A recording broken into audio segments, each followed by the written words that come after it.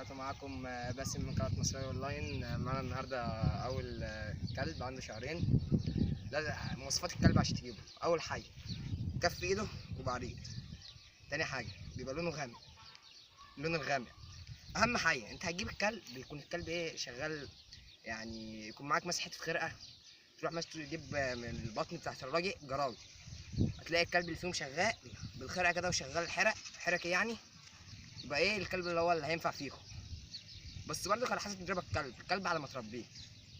معانا الكلب ده اهو، دي جوليا من قناة مصرية أونلاين اهو، زي ما انتم شايفين كده مواصفات الكلب اهي، جيرما اهي، الكلب اهي.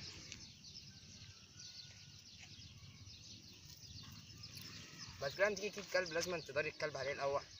اول حاجة يبقى بيمسك بالخرقة، يتحرك ويلعب، ده اول حاجة. تاني حاجة الكلب تشغله مرة على مرة، يعني زي ما هنوريكم دلوقتي. تعالى يا محمد، تعالى. حاضر. حاربه بايدك كده، مش تعالى هنا طيب عشان الكاميرا. يلا سكاي، يلا سكاي سكاي سكاي سكاي سكاي سكاي سكاي سكاي سكاي. بعد اذنك يا محمد اطلع بره. سلسلة لو سمحت. تاني حاجة يكون معاك سلسلة للكلب، تكون مدريه على الطوق من صغره عشان ما يكبر يبقى بيمشي بالطوق. يبقى معاك سلسلة. السلسلة دي لازم تلبسها له من عمر شهرين كده عشان يقدر يمشي.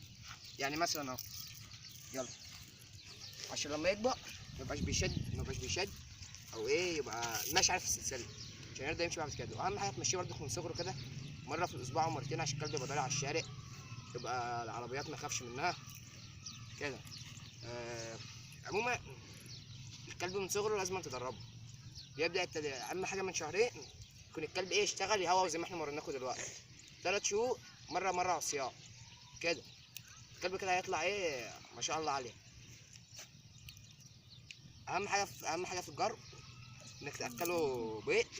البيض ده بيرفع ودانه زي ما انتم شايفين كده اهو، زي ما انتم شايفين الكلب. بس جولي اهو، ده اهم حاجه في الجرب. ودانه برضو تاكله بما يرضي الله، الكلب هيطلع حلو. طب لو عايزين نعرف مواصفات الكلب، بيبقى الجيرما بيبقى بوزه قصير زي ما انتم شايفين. تمام. وهتروح هتحس عليه. كفه حلو، كفه بيبقى حلو.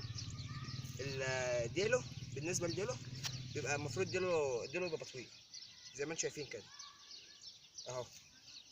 اهم حاجه في الكلب دي تشتريه ما تبصش على اللون ولا تبص على الحي، بيبقى الخلفه بتبقى عامله ازاي.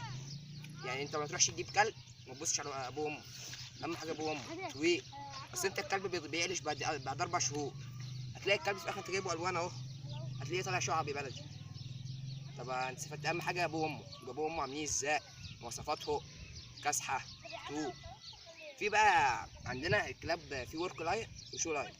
الورك لاين بيبقى عموما بيستخدموه في الحراسه وكده، بيبقى كلاب ما فيهاش كسح. الشو لاين بيبقى كلاب استعراضيه بس بينفعوا برضو بيتدربوا. السلام عليكم ورحمه الله وبركاته. اهم حاجه الاشتراك واللايك وفعلوا زر الجرس للقناه.